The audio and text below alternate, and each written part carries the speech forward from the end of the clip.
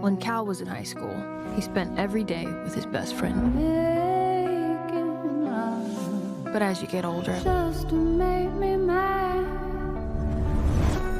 everyone drifts away.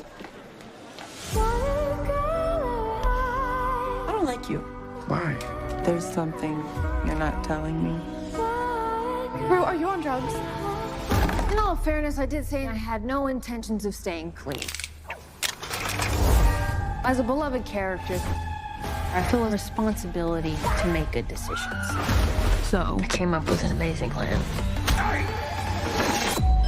Hi, I'm Rue. I would love to present you with a business opportunity.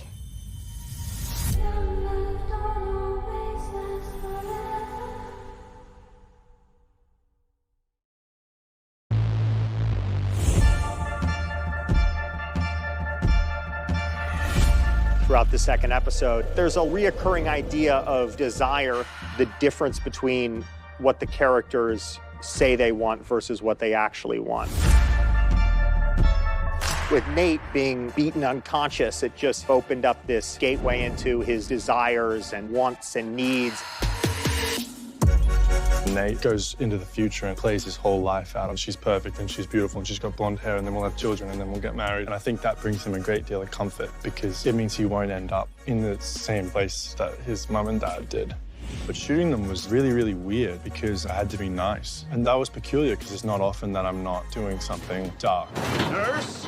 Nurse! The process of having his head caved in was really, really cool. I got to go to this studio and kind of get this cast made of my head, and then Tara, my makeup artist, we started at maybe 5 hours, and then it became 4 hours, and maybe 3.5 hours in the makeup chair, just lining the prosthetic up, which was my face, which would like squish my eye.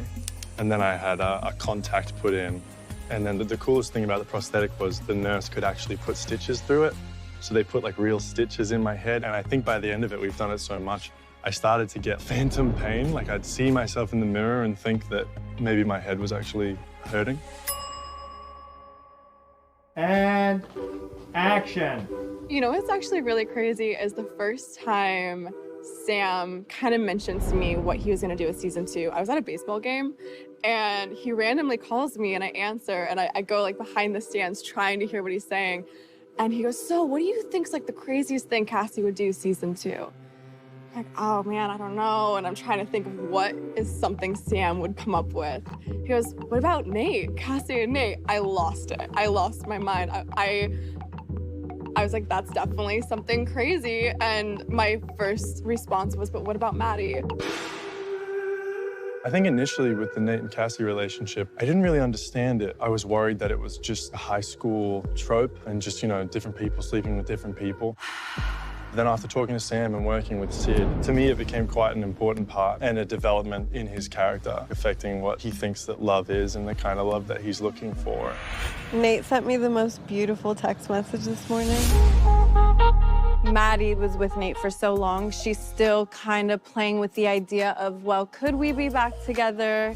Playing her this season feels really internal. babysitting wasn't her first choice of a job. Funny because season 1, they're like, Maddie never wanted a job. I'm sorry, but 17-year-olds can't donate eggs. But I think not being with Nate and having this like new sense of independence and realizing maybe she doesn't want to stay in this town forever. She definitely doesn't want to stay at home with her parents. So she, of course, finds a job babysitting for an extravagant, chic woman who has beautiful clothing. Hey, can you help me with this zipper? My friend Bryn came in and helped us set design with all of her clothing because she just has the most beautiful clothing. She came in and brought a bunch of stuff from her shop. She owns a Ralda Vintage. It was like my dream closet. We had a lot of vintage couture gowns and that was so fun. Like walking in and being able to try on all those gowns was definitely a highlight.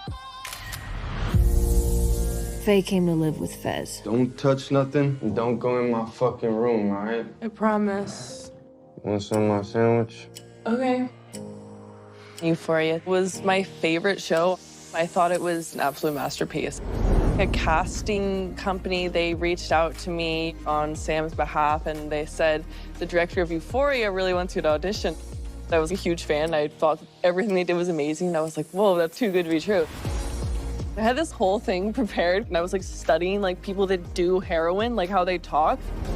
It came in and I was doing it, and Sam was like, okay, say it just like how you would say it. I didn't do anything! And then I started talking just like me, and he was like, that's so good. And I was like, okay, if you say so, you make Euphoria, you would know.